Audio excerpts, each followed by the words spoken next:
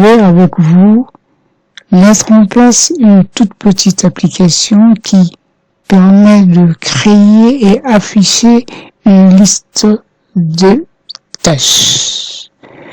Mesdames et messieurs, bonjour. Créer et afficher une liste de tâches. Partie 1 est le tutoriel du jour proposé par Microsoft.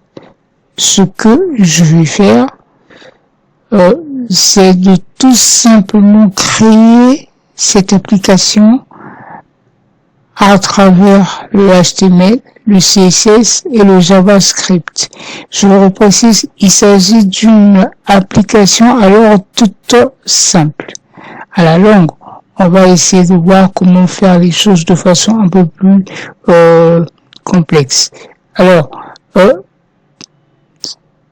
au départ, ce que je vais me permettre de faire, c'est depuis le bureau de mon ordinateur, je crée un dossier, je le nomme liste tâches.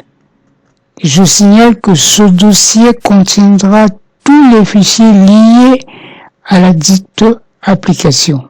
Je prends mon éditeur. Bon, j'ai déjà un code ici, donc je crée un nouveau fichier. CTRL-N via votre clavier. Sinon, pour ceux qui utilisent Sublime Text comme moi, faites file new file. Alors, une fois que vous y êtes, CTRL S, et à partir de CTRL S, vous recherchez votre dossier, le dossier que nous venons de créer. Nous l'avons placé sur notre bureau.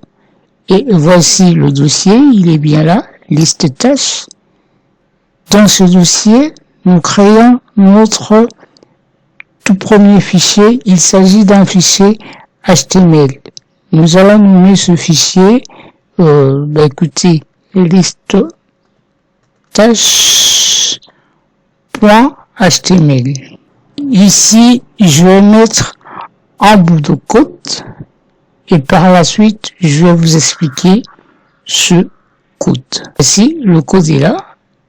Et ce que j'ai à faire, c'est d'enregistrer, donc CTRL S ou bien File Save pour ceux qui utilisent Sublime Text comme moi. Par la suite, après bien sûr que j'ai enregistré, je me rends à l'emplacement de mon dossier. Il est sur mon bureau. J'accède à mon dossier. Il s'agit du dossier liste tâches. J'accède à mon bureau. Mon fichier est bien là et je double-clique pour checker. Je double-clique dessus pour checker. Voici ce que me donne mon bout de code. Alors, au prochain tutoriel, ce que je me permets de faire, c'est de vous expliquer ce bout de code et comment nous sommes arrivés à avoir ce résultat. Si vous avez des questions, n'hésitez pas à les poser en commentaire. Merci, c'était Microsoft.